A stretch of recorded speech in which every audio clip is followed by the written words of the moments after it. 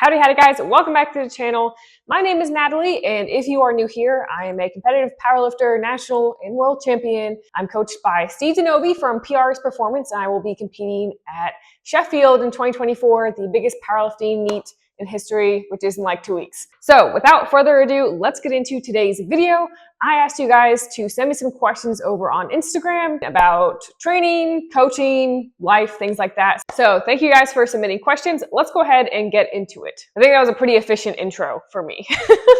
So a lot of questions came in and a couple of them had a similar theme. When is it a good time to switch coaches? So if you're an athlete who has been training for a little bit and is wondering whether or not you need to switch coaches, go through like a little checklist of one, are you and your coach communicating effectively? Is there anything, whether it's on your end or their end, that you feel like was improved? Are you plateauing, not adding weight to your total? Are you slowing down significantly? I would say that's the biggest two, is the communication, and then are you plateauing for a long period of time? If you are a newer beginner intermediate lifter who is not at the top of your weight class and you are not adding that much to your total, maybe then it's time to go ahead and look at switching powerlifting coaches. And really, if they aren't able to adapt or accommodate kind of your questions, concerns, then it's maybe take a step back and say, okay, maybe I need to reevaluate this relationship and see if I'm actually getting the coaching I want, the communication I want, and the feedback that I want. Those are my tips to you if you're looking at thinking about switching powerlifting coaches. Okay, along those same lines, someone asked, why do coaches need coaches if they know how to coach others? LOL. So good question, because coaches definitely do need other coaches, I would say. There are some people who can self-coach, and that's great. I'm not one of those people. I definitely look for knowledge from my coach, Steve, because I did self-coach briefly for like a month or 2 months after I competed in 2022 before I switched over to Powerlifting American. I had just competed, I think, Carolina Primetime #2, and I decided to leave my coaches at the time, self-coach, and then find a new coach. The reason I don't want to self-coach myself is because, one, that's not going to be objective feedback. No matter how objective you feel that you can be towards yourself, there's going to be something that someone else can see that you can't. Other coaches benefit from having a coach of their own, just as any athlete benefits from having a coach. A coach is there for objective feedback. They're there for form critiques. They're there to see kind of the whole picture, where if you are in the picture, it's really hard to see. So coaches will always need other coaches. That's my personal point of view. Okay, so next question. How many days are there in your training block, and are all the exercises changing every week? There's, let me think on this. I train 6 times a week now. It used to be 5, but then we implemented a 5th bench day, so I go 6 days a week. The exercise selection doesn't really change, maybe every 3 blocks if we're looking at 4 or 5 week blocks.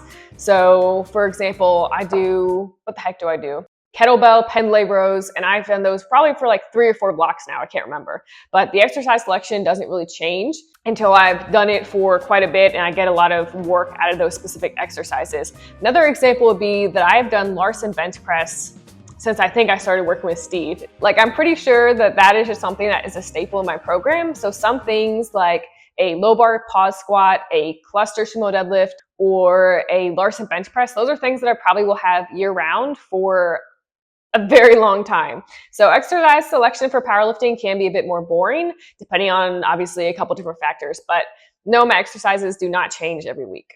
All right, is knee caving during squat something to be worried about, injury or performance-wise? So I've made a video on this in the past. I'll link it in the description below, but probably long answer short, no, knee caving is probably not going to be an issue unless, 1, it is causing you pain, and 2, you physically cannot squat past a certain load with your knees caving in like insanely. So for the most part, you're probably fine, because naturally when you squat, your adductors take over coming up out of the hole. So you're going to have some kind of knee shift in and out.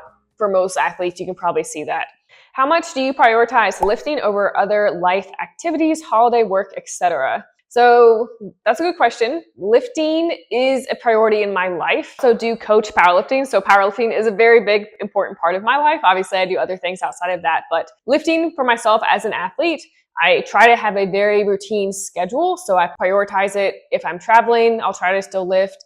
If I am going into a meet, for example, Sheffield next week, I did like watch what I ate over the holidays. So that's just like my personal priorities in life. I do have lifting pretty high up there. Tips on dealing with hunger during a cut. So this is perfect because I'm also cutting right now. So if you are cutting, high fiber foods are going to be your best friend because they're very satiating.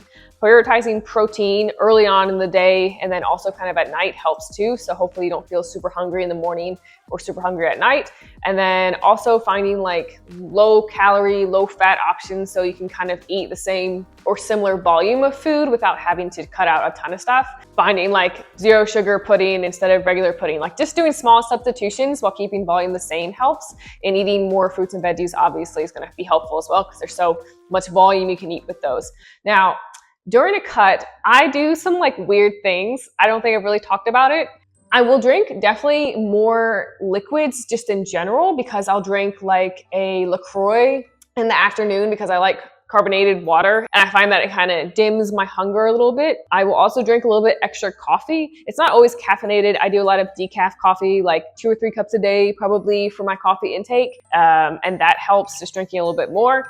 And then if all else fails, something that I've like recently started doing, which is kind of weird, is that I will finish all my calories for the day. And if I'm just like sitting here getting ready to go to bed, I'm watching a little bit of TV and I'm still really hungry, I will just like slowly eat either pickles or like shredded cheese. Like I'll have a little bit extra calories left. So I'll just slowly eat like just out of the bag shredded cheese, and it just helps my hunger cues for some reason. And it's also not like 100 calories that I'm throwing back. It's just a couple pieces of cheese. All that being said, fiber, protein, eating frequently, and keeping your food volume relatively the same should hopefully help on a cut, and maybe shredded cheese.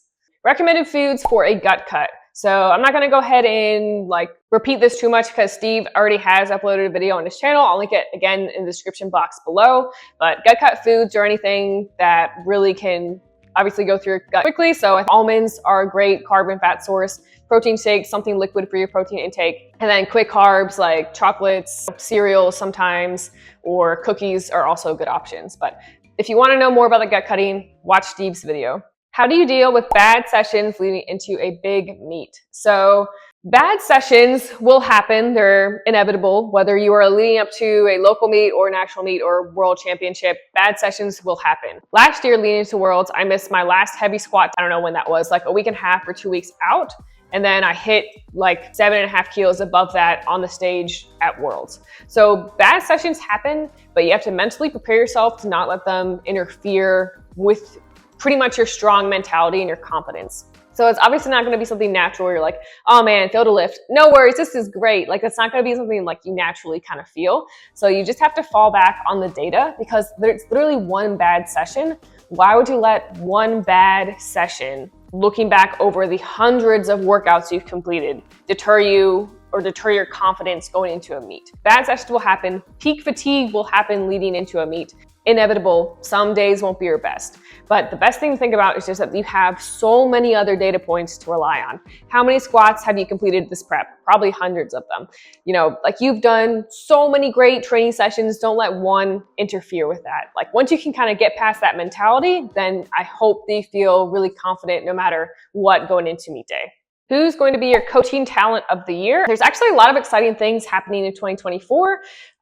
We have people going to Powerlifting America Nationals and High School Nationals and USAPL Raw Nationals and Collegiates. So that's going to be very, very exciting.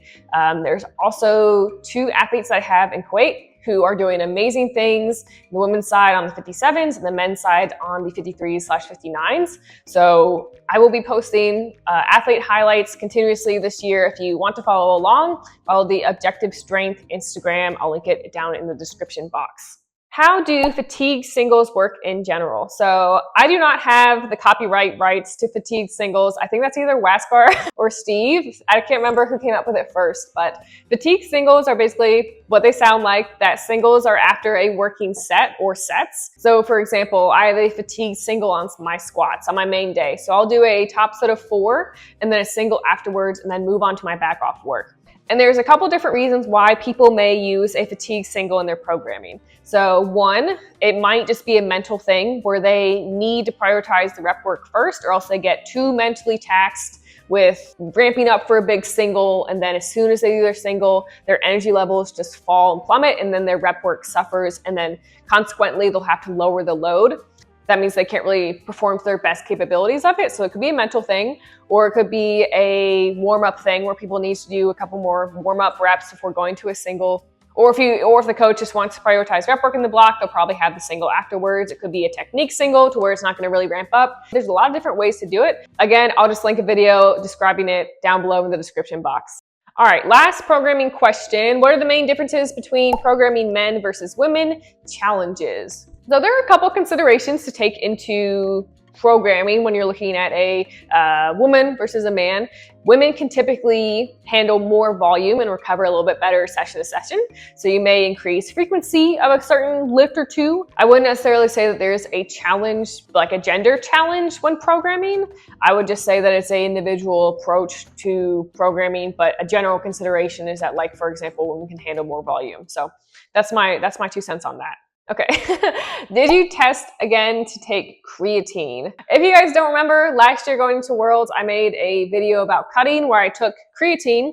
I had an allergic reaction to the flavoring agent used in the creatine, and I gained 4 or 5 pounds and had hives. So no, I have not taken creatine, even though I do have it.